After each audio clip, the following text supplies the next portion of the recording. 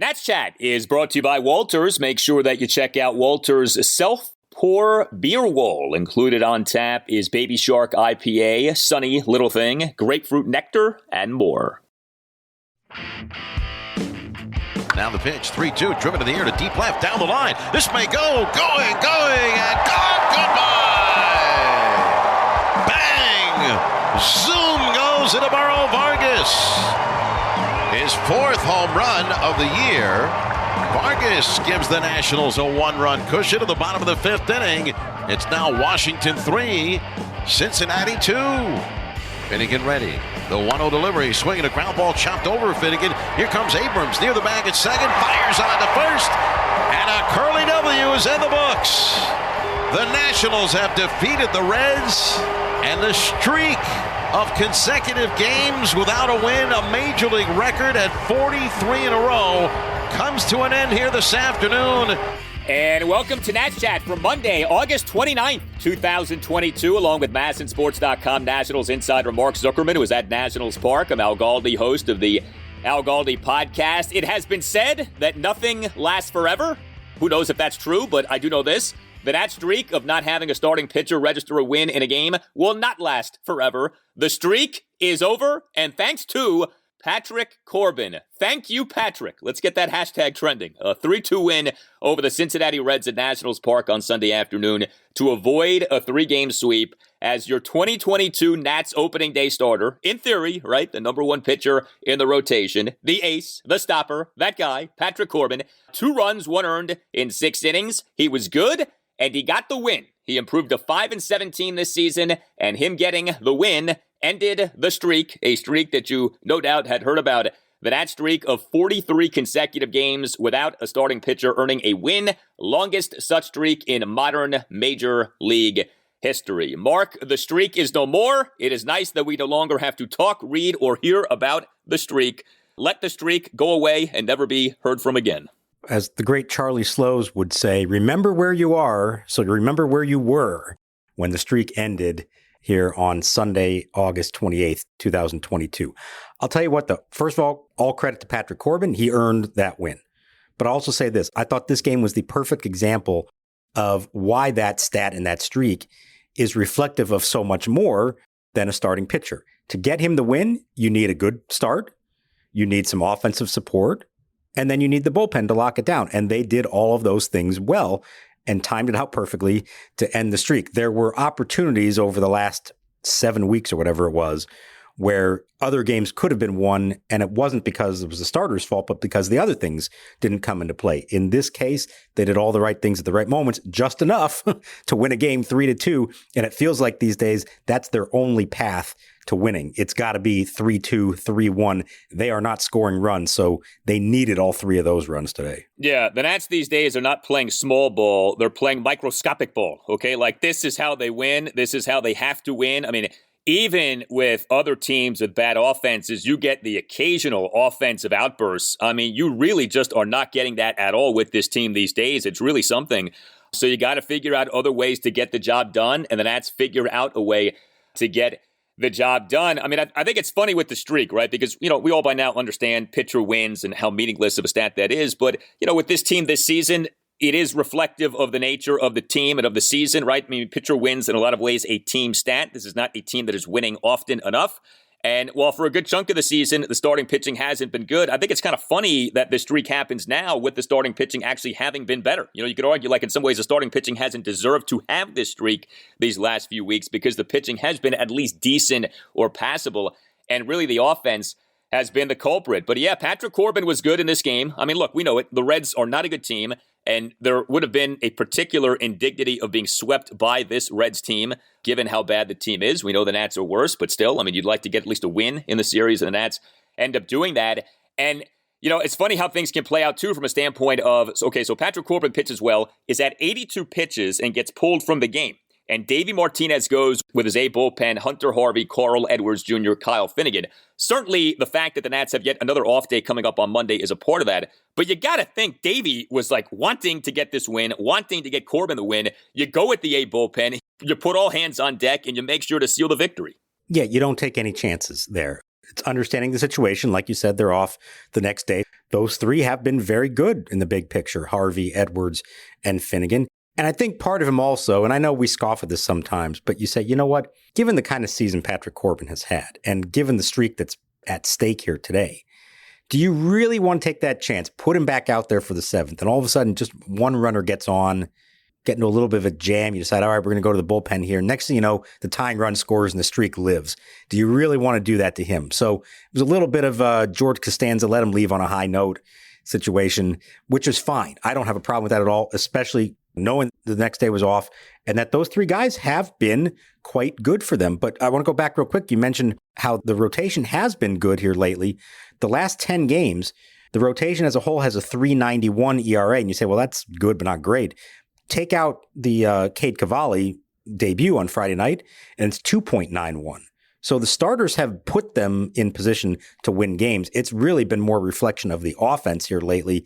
So it was nice to see a quality start get rewarded here. And I think Davey managed that all perfectly, how to set it up for the late innings.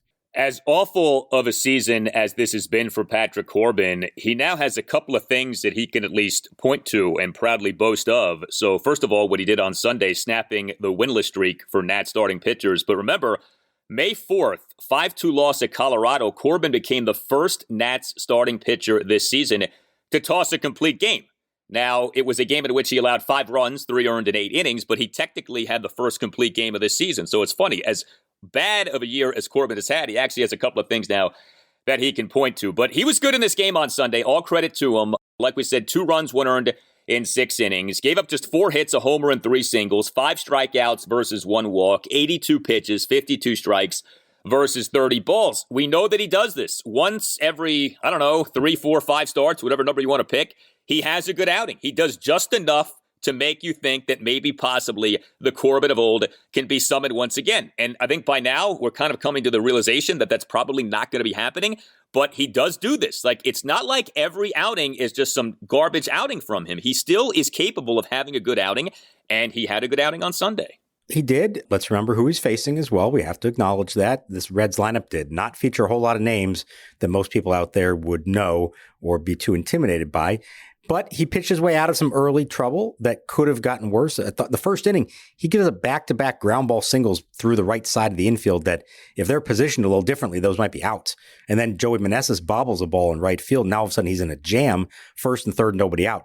So I actually like what he did there. He got out of it. The 1 run, it wasn't earned, but closed that down and didn't let that first inning spiral out of control, which, of course, we have seen from him more than once this year. Then a leadoff homer in the second, and that ball was tagged by Stuart Fairchild, owner of a 100 career batting average, 5 for 50 prior to that one. But then, again, Corbin, just when things could fall apart, clamps down, 3 straight outs, couple strikeouts, and then he really, the rest of the way, never let them sniff anything. So he did what he needed to do in this one.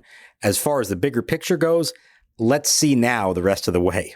Because after the next series against the A's, the Nats are basically playing contenders and or NL East opponents the rest of the way. So he's going to get a healthy dose of games against the Mets, the Braves, the Phillies, the Cardinals. Let's see how that all goes before we make any declarations. I would still be quite concerned about his ability to be effective against them. But nice little run here after the mental break that he took a couple weeks ago. So any positives are a good thing right now for Patrick Corbin. Yeah, I mean, I have no confidence in him down the stretch, okay? I mean, I think he's going to get torched by those teams. Let's make that clear. But at least when he faces the Marlins and the Pirates and the Reds, he can be all right. You know, he's kind of like a bully. When he faces someone smaller than him and lesser than him, he can do just fine. And then when he faces a big boy, he gets brushed back and thrown to the side. So, all right, but if he can bully at least the weaker hitting teams in baseball, maybe there's something to that. But yeah, did a nice job on Sunday. And then the Nats bullpen, Hunter Harvey, man, this guy continues to look so good. Scoreless top of the 7th with 2 strikeouts. Carl Edwards Jr., a perfect top of the 8th. Kyle Finnegan, a perfect top of the 9th. I mean, these days, this is your Nats A bullpen. It's been pretty effective for the most part here lately, especially Hunter Harvey. I mean, I know we keep saying this, like, we don't know how long this is going to last for. You're almost waiting for that next Hunter Harvey injury to pop up. But Harvey now for the Nats this season, 24 games, 22 2/3 innings, 27 strikeouts, ERA at 2.78, whip of 0.97. He is really impressive. And if for some reason they ever needed him to close a game, I mean, he is coming off like a closer. I mean, I don't think you could have any reservation right now anyway, given that he's healthy, to have him close out a game. He certainly has closer stuff. No, 100%. And I wouldn't be surprised if a situation arises at some point before the season's over and Davey Martinez gives him a shot because let's remember his father, Brian Harvey, longtime closer in the big leagues with the Marlins. I know it would mean a lot to both Brian and Hunter Harvey if he finally gets that opportunity. He thought he was going to get it in L.A. last month. He was warming up to pitch the ninth. It was a close game, and then they tacked on some runs, and all of a sudden it was no longer a safe situation. But I know he was really anxious about that. I think an opportunity may arise here where he finally gets to do it. But look, right now, I think what stands out to me about him, he's throwing 100 miles an hour. He consistently is hitting that number here in recent outings. He's also throwing strikes. It was 13 out of 16 in this game. How often do you see a guy who throws that hard and say he actually has pinpoint command and getting strikes? He's not falling behind hitters. He's not issuing walks. He's not getting himself into trouble with that or having these long innings. They've been pretty clean innings. That's a great sign. And you just keep your fingers crossed that he can stay healthy through all this. And if somehow, knock on wood, this turns out to be something for them, what a find, what a great addition. And of all the problems that this team has going into the offseason in the next year, if they could go into 2023 with Hunter Harvey, Carl Edwards Jr., and Kyle Finnegan in their bullpen, that's a nice place to be for a team that doesn't have a whole lot else that's certain. Well, as a Nat-turned-Oriole in Austin Voit continues to kill it for the O's, and he did it again on Sunday, 1 run in 6 innings. His ERA for the O's now is at 2.72. At least the Nats can trumpet an Oriole-turned-Nat in Hunter Harvey, who actually is giving the Nats more than he ever gave the O's. At least you have that if you're the Nats. I don't think that makes up for the Austin Voit thing, but at least it is something. Are you a law firm partner looking for a better situation for your practice and a blockbuster contract worthy of Ildemaro Vargas? If so, you should call Mason Kalfas of Zenith Legal in Washington, D.C. He works with law firms and lawyers on finding the perfect match. No platoons, just superstars. Some lawyers switch firms because of conflicts. Some lawyers switch firms for a better platform for their practice. And some lawyers switch firms for more money. You need the Scott Boras of legal headhunters working for you, and that's Mason. Mason will work with you to find a better fit for your practice and ultimately the best deal for you and your entire team. Call him today at 202-486-3535 or check out his website, zenithlegal.com. This is an unprecedented time in the legal market, and many top firms are looking to expand. Call Mason today. Zenith Legal also works with associates and distinguishes itself on personal service. Zenith Legal doesn't just spam resumes out to law firms. Zenith Legal talks to the right people and gets your resume in front of the decision makers who matter. Whether you are a Rainmaker partner or a mid-level associate, give Mason Kalfas at Zenith Legal a call today to accelerate your career. Call today, 202-486-3535. 3-2 to the plate, and it's low, ball 4. And Romine turns around to say something to Jeremy Riggs, the home plate umpire, as Hernandez will come in to score. And it's now 2-1. The Reds lead cut in half. So with the Nats offense these days, we know how it is. The team isn't hitting very much. The team isn't scoring very much. This is now 15 total runs for the Nats over the team's last 7 games. The Nats won on Sunday despite totaling a mere 6 hits and 1 walk, 1 for 4 with runners in scoring position. I mean, man, it is really hard to win when you are totaling, 5-6 hits a game, just a few walks. You're barely getting any at-bats with runners in scoring position. But you know what? When you have the likes of Ildemaro Vargas and Joey Meneses, I guess all can be well, and all continues to be well, certainly with those two guys. It says a lot about a lot that the Nats' top 2 batters right now are Joey Meneses and Ildemaro Vargas, but at the same time, you got to salute the job that these guys are doing. Ildemaro Vargas on Sunday for the Nats, 1 for 3 with a solo homer. He and a Nats 1-run fifth, a leadoff full-count homer to left field for a 3-2 Nats lead. He continues to tear it up. His OPS now is at .861 over 76 plate appearances with the Nats, all of which have come since the Nats on August 1st selected his contract from AAA Rochester. And then with Meneses, it's not like he had some monster game on Sunday, but he did do something that I think is pretty impressive. So Meneses in this game on Sunday goes 1 for 3 with a single and a hit by pitch. The single coming in the bottom of the fifth, a 2-out single. The hit gave him 28 hits over his first 22 career Major League games. Most hits by a rookie over his first 22 career Major League games for the Nats since the franchise came to D.C. That's a pretty impressive accomplishment. And I saw you tweet Anthony Rendon had held the previous marks. That's pretty good company for Joey Meneses. Yeah, the kind of guys who do that sort of thing go on to have very good careers. It doesn't guarantee anything for Joey Meneses, and certainly a very different position that he's in right now than Anthony Rendon was or Ryan Zimmerman was. He was the record holder before Rendon for that. So we'll see. But we've been talking about this. I do like how he's making these adjustments. And the first, week to 10 days, he was Joey Four Bags, blasting everything out of the park. Pitchers start to get a book on him. Okay, well, we can't come inside on him. We got to keep away, breaking balls, all that kind of stuff. And what's he doing? He's taking those pitches and going the other way with them and notching his singles. So that's great. That's a sign that you are a real hitter and that you know what you're doing up there. This is a game of adjustments. He's making the adjustment here. There'll be more of those to come. He hasn't established himself by any means yet, but let's see if he can keep that up the rest of the year and then go into next season and now, again, figure out what teams are trying to do against him and find what he needs to do then to be successful. But you can't deny it's been really impressive here so far. And for a team that is not getting production from hardly anybody else, they have desperately needed, I can't believe I'm saying this, they have desperately needed Joey Meneses' bat over the last month. It's the kind of thing that if you'd taken the audio of what you just said and played it to yourself from a month ago, we'd have been like, what are you talking about? But of course, it makes perfect sense now as we're near the end of the month of August. Joey Meneses has an OPS of 954 over 89 career Major League plate appearances, all of which have come since the Nats on August 2nd. Remember what was trade deadline day, selected his contract from AAA Rochester. So it really is something what he's doing. Now, look, the defense remains a concern. He did have an error in this game on Sunday in the Reds' one-run first, a fielding error on an opposite field single by Alejo Lopez to right field. Meneses overran the ball, but the hitting makes up for it. I mean, if he's going to continue to hit like this, he can go ahead and have the occasional screw up in the field.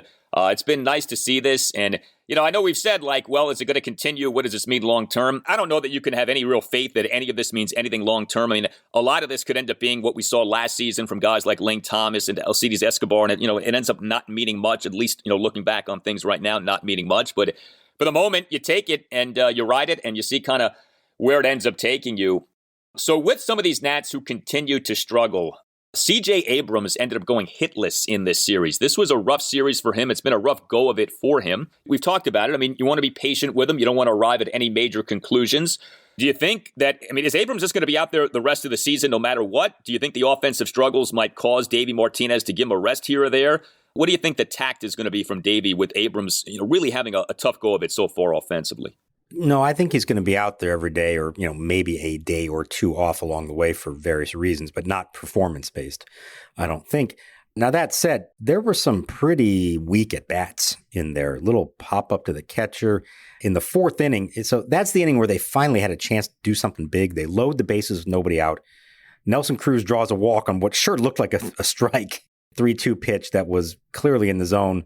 Jeremy Riggs, a home plate umpire, said no, and so they get that. So they have a chance at a big inning, and C.J. Abrams comes up there and swings at two curveballs that were not anywhere close to the zip code of the strike zone. And now he's behind the count 0-2. He ends up getting called out on a third strike. He's got work to do there, obviously. Now, like you said, he's 21. In all likelihood, he probably should still be at AAA, but the situation the Nationals are in, the fact that he was playing most of the season in the big leagues for the Padres because of Fernando Tatis's injury earlier in the year, it dictates that, yes, you put him up here and you just kind of let him sink or swim as long as they don't think it's hurting his development. I don't believe they do. But he's got a lot on his plate right now. They're trying to get him, defensively to be locked down at shortstop, also try to hit at the big league level, and it hasn't happened a lot yet. He's got to get more under control. He's got to recognize pitches better. He's got to stay in the strike zone. There's a lot to do there. It doesn't mean that he's not going to be a good hitter someday, but we can see just how raw he is. And I think we have to remind ourselves he is very young, very inexperienced, and in a perfect world, probably shouldn't be up here yet.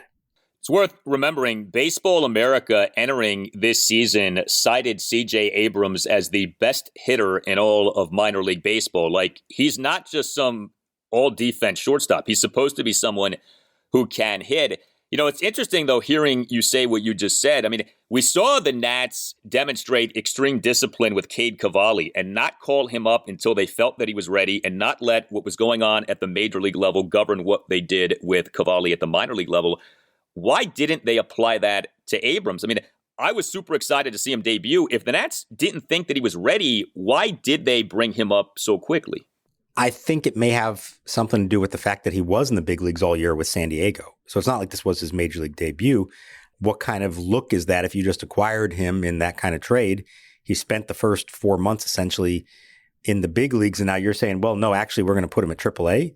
So maybe there is a little bit of a public image to that and wanting to be able to start to show at least a couple of the players they got in that trade being big league ready. I think it's also a reflection of what are the alternatives. You're going to keep Luis Garcia at shortstop, which, as we all knew, was probably a hopeless cause, and wanting to get him to second base.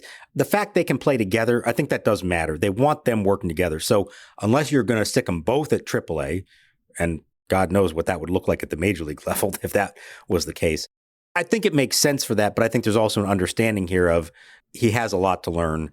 In a different situation, they probably would have been able to take it a little more slowly with him. But I think the situation they're in, it makes sense for him to be up here. 45 plate appearances for Abrams at the major league level with the Nats. It's a small sample size, so, no one's going to go nuts with this, but the OPS is 292. I mean, he really just has not done much of anything. He has 6 hits. All of them are singles. He has yet to draw a walk. There's just not a lot happening with him offensively. Has looked good in the field, so the fielding is playing, but the hitting obviously has a ways to go. Hey guys, it's Al Galdi for Window Nation. It is time for Window Nation's Back to School sale, and what a sale this is. 2 free windows for every 2 windows that you buy, plus pay nothing with no interest until 2025. Visit windownation.com or call 866-90NATION and tell Window Nation that Al Galdi sent you. Window Nation windows are the best. Lower your energy bills, raise the value of your home with new energy-efficient windows from Window Nation. Get an A+ in savings by taking advantage of the back-to-school sale. Again, 2 free windows for every 2 that you buy, plus pay nothing with no interest until 2025. Window Nation knows exactly what it's doing. The average Window Nation installer has over 16 years of experience with over 20,000 windows installed. And Window Nation offers a variety of windows. Over 1,500 custom window combinations are available: vinyl, wood, and fiberglass. Visit windownation.com or call 866-90NATION and tell Window Nation that Al Galdi sent you. And ask for the back-to-school sale. Again, buy 2 windows, get 2 windows free on any style of new window from Window Nation, plus pay nothing until 2025. That's windownation.com or 866-90NATION, windownation.com or 866-90NATION, and tell Window Nation that Al Galdi sent you. Now a word from our sponsor, BetterHelp. The way I take care of my mind is daily exercise. It is essential for me. There are plenty of ways to support a healthy brain, like learning a new language or taking power naps. There's also BetterHelp online therapy. Everyone I know who does therapy swears by it. It feels like all I hear these days is how you have to start doing therapy. BetterHelp is online therapy that offers video, phone, and even live chat-only therapy sessions, so you don't have to see anyone on camera if you don't want to. It's much more affordable than in-person therapy, and you don't have to fight traffic or look for parking. Our listeners get 10% off their first month at betterhelp.com/natschat. That's better, HELP.com/natschat. Lodolo ready for a 2-1. He deals. Swinging a shot up the middle, and it's a base hit past the diving second baseman Lopez. Scoring is Meneses. Trying to score is Voit. The throw from Friedel. The dive of the tag is in time for the out. Voit is cut down with a diving tag from Romine, and the game will be tied.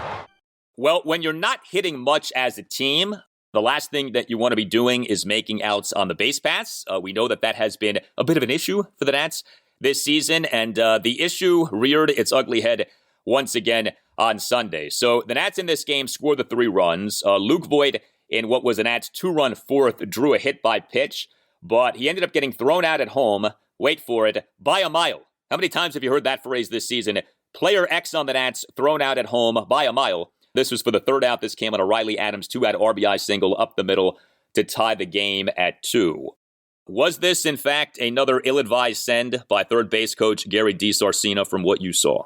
I think so, but I think it starts with the fact that Luke Voit was not in a great position to try to round third and score. Not the fleetest of foot. I don't think he got a great jump on it with 2 outs. And I guess what it boils down to is, as a third base coach, you can't just look at what type of hit it was or what the outfielder's arm is. You have to also, in real time, pick up what kind of base running is happening in front of you. And if anything doesn't look right off the bat there, you have to say, hang on, I don't think I should send him. I think it's notable that they've had 19 runners thrown out at the plate this year. That's tied with the Royals for most of the majors. And just think anecdotally about which guys we feel like are getting thrown out the most. It's Luke Voit. It's Nelson Cruz. It was Josh Bell before the injury. It was Yadiel Hernandez before he got hurt.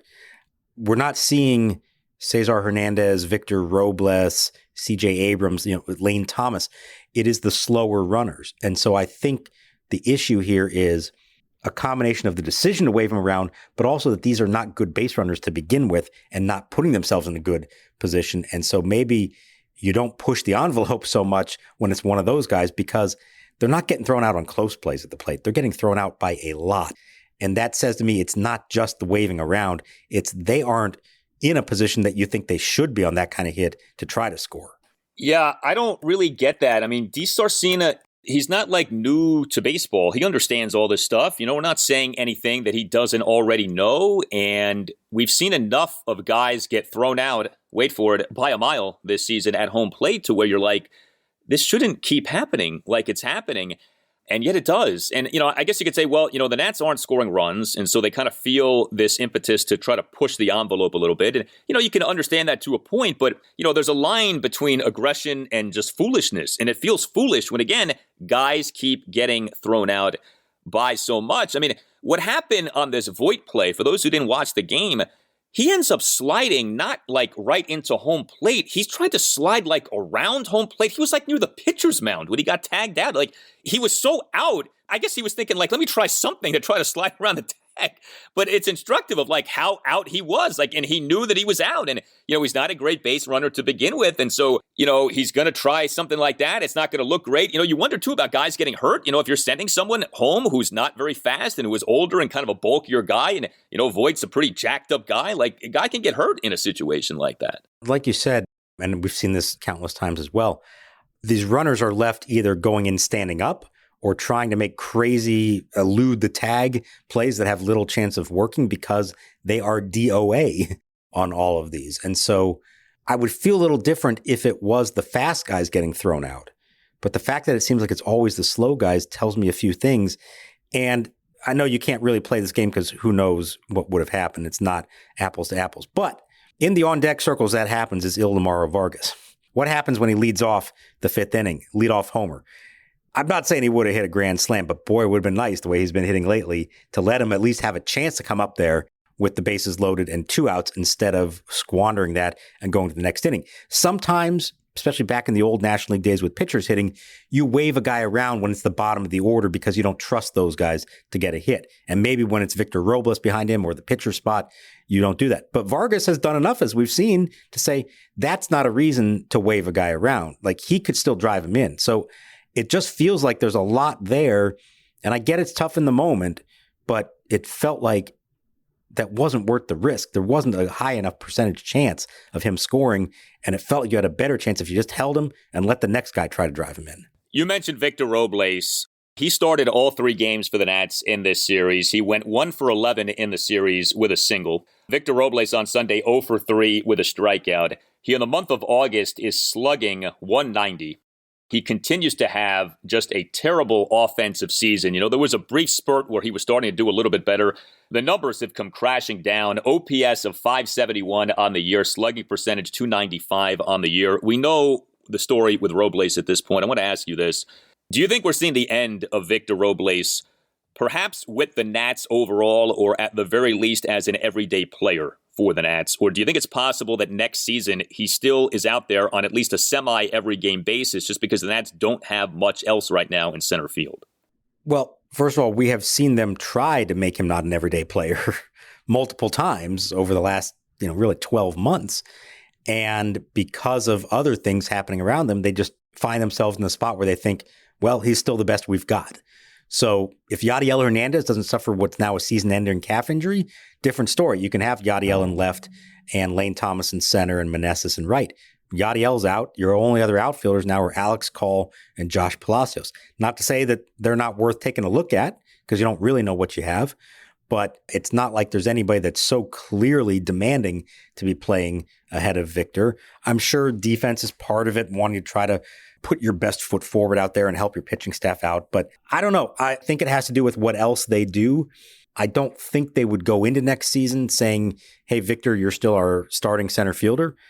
But I also, at this point, I'm not sure they would just give up altogether and say, well, we clearly have 4 or 5 better outfielders, and so we're going to dump him and take the chance that somebody else turns him into the player that he was always supposed to be. Well, you just mentioned a couple of guys who the Nats aren't playing. Alex Cole did not start any game in this series. I think he's looked okay. I mean, I don't know what he is moving forward, but at least give him more of a look. Josh Palacios, they don't seem to have any interest in playing. They keep calling him up, and then they do not play him. Again, maybe he's nothing, but why not give him more of a look? Like, you do have other options.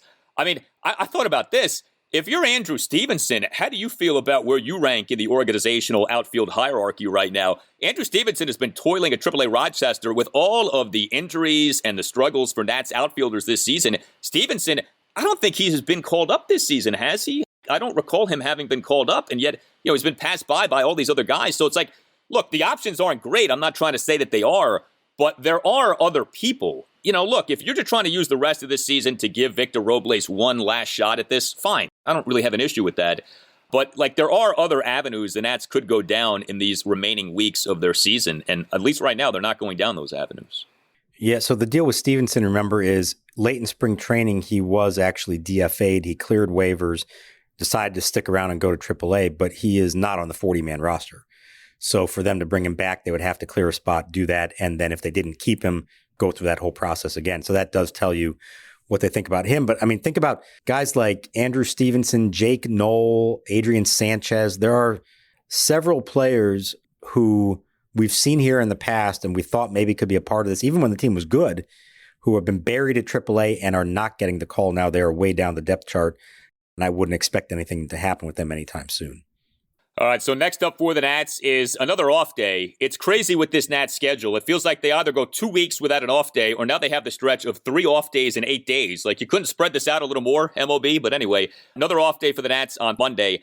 And then comes a series against the American League worst Oakland A's Tuesday through Thursday, and what will be a battle of the 2 worst teams in baseball this season. The Nats are going Eric Fedde, Anibal Sanchez, and Cade Cavalli. So Thursday afternoon will be start number 2 for Cade Cavalli. Yeah, which we kind of speculated all along. They could have kept him on a true 5-day rotation, had him start Wednesday, but with the days off, they want to make sure everybody is staying somewhat fresh and not, having somebody have to sit out a week without pitching. So he goes there. And I think it's interesting, Davey did say before the game that when they have these opportunities, they're probably going to give Cavalli the extra day of rest. Same with Josiah Gray, who will be back in the rotation next weekend against the Mets at some point. Cavalli was basically pitching every 6th day at AAA. The way the AAA schedule is now, nobody plays on Mondays. You have a 6-game series, Tuesday through Sunday. So they've been letting all those guys have an extra day, and they're watching his innings, of course, same with Gray. They're going to try to find some opportunities to do that, I think. And so if you're trying to figure out when is Cavalli's next start, don't always just assume it's going to be the 5th day after he pitches. It could be 6 days more often than not. Yeah, and Nats have this homestand against the A's, and then comes a mammoth 10-game road trip, 3 games at the Mets, 4 games at St. Louis, 3 games at Philadelphia. You tell us what you think. Hit us up on Twitter at Nats_chat. You can email the podcast, natschatpodcast@gmail.com, including if you would like to sponsor the Nats Chat Podcast. Hit us up, natschatpodcast@gmail.com. You can get yourself or someone who you know a Nats Chat Podcast t-shirt by going to natschatpodcast.square.site. All Nationals radio highlights on Nats Chat are courtesy of 106.7 The Fan. From Mark Zuckerman, I'm Al Galdi. The streak is over, thank goodness, and we'll talk to you next time on the Nats Chat Podcast. And we'll say it now. Remember where you are, so you remember where you were.